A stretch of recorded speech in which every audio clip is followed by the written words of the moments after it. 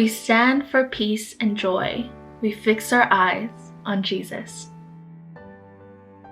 In Hebrews 12:2, it says, "Let us fix our eyes on Jesus, the author and perfecter of our faith, who for the joy set before him endured the cross, scorning its shame, and sat down at the right hand of the throne of God."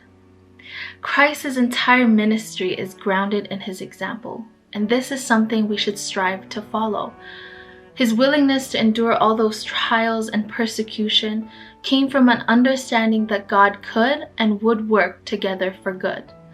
And the same goes for all of the things we seek and long for. When we are faced with trials and instability, we lose sight of Jesus. And Jean Getz says, when we get our eyes off of the Lord and onto others, we are in danger of getting sidetracked spiritually.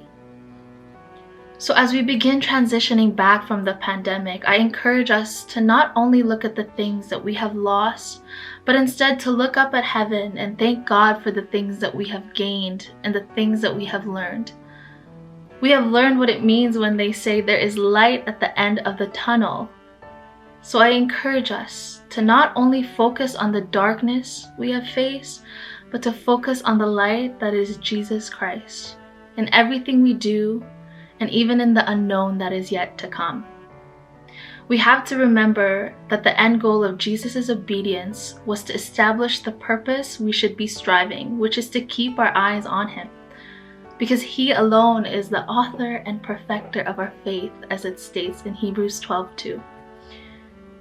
It is through his sacrifice we are given the gift of peace and joy that comes from him alone.